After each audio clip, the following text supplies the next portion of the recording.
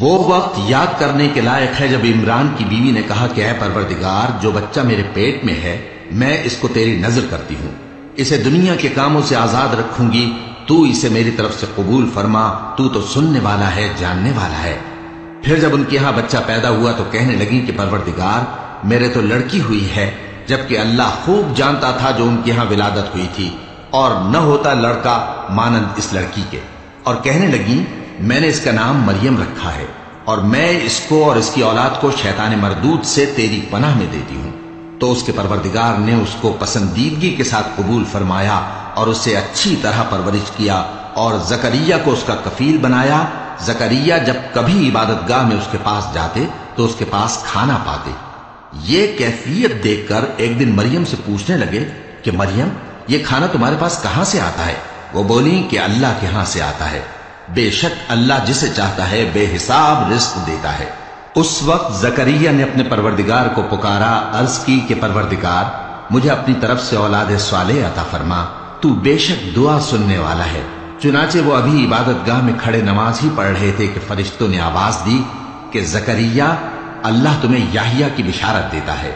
جو کلمۃ اللہ یعنی عیسیٰ کی تصدیق کریں گے اور سردار ہوں گے اور عورتوں سے رغبت نہ رکھنے والے اور ایک پیغمبر یعنی نیکوکاروں میں ہوں گے۔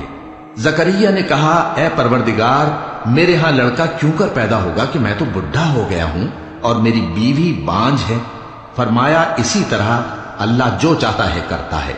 زکریا نے کہا کہ پروردگار، میرے لیے کوئی نشانی مقرر فرما دے۔ فرمایا، تمہاری نشانی یہ ہے کہ تم لوگوں سے 3 دن اشارے کے سوا بات نہ کر سکو گے،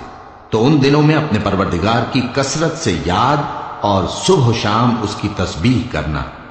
اور جب فرشتوں نے مریم سے کہا کہ مریم، اللہ نے تم کو برگزیدہ کیا ہے اور تمہیں پاک بنایا ہے اور دنیا جہان کی عورتوں میں سے تم کو منتخب کیا ہے، اے مریم، اپنے پروردگار کی فرما برداری کرنا اور سجدہ کرنا اور رکوع کرنے والوں کے ساتھ رکوع کرنا۔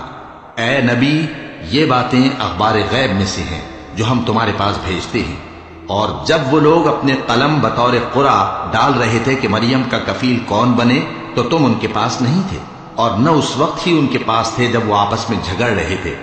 وہ وقت بھی یاد کرنے کے لائق ہے جب فرشتوں نے مریم سے کہا کہ مریم، اللہ تم کو اپنی طرف سے ایک کلمے کی بشارت دیتا ہے جس کا نام مسیح اور مشہور عیسیٰ ابن مریم ہوگا،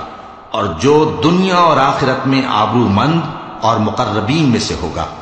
اور ماں کی گود میں اور بڑی عمر کا ہو کر دونوں حالتوں میں لوگوں سے یکساں گفتگو کرے گا اور نیکوکاروں میں ہوگا۔ مریم نے کہا کہ پروردگار، میرے ہاں بچہ کیوں کر ہوگا کہ کسی انسان نے مجھے ہاتھ تک تو لگایا نہیں؟ فرمایا کہ اللہ اسی طرح جو چاہتا ہے پیدا کرتا ہے، جب وہ کوئی کام کرنا چاہتا ہے تو ارشاد فرما دیتا ہے کہ ہو جا، تو وہ ہو جاتا ہے۔ اور وہ اسے کتاب و حکمت اور تورات اور انجیل کا علم عطا کرے گا، اور عیسیٰ بنی اسرائیل کی طرف پیغمبر ہو کر جائیں گے اور کہیں گے کہ میں تمہارے پاس تمہارے پروردگار کی طرف سے نشانی لے کر آیا ہوں، وہ یہ کہ تمہارے سامنے مٹی سے پرندے کی صورت بناتا ہوں، پھر اس میں پھونک مارتا ہوں تو وہ اللہ کے حکم سے سچ مچ پرندہ ہو جاتا ہے، اور پیدائشی اندھے اور ابرص کو تندرست کر دیتا ہوں، اور اللہ کے حکم سے مردوں کو زندہ کر دیتا ہوں، اور جو کچھ تم کھا کر آتے ہو اور جو اپنے گھروں میں جمع کر رکھتے ہو سب تم کو بتا دیتا ہوں۔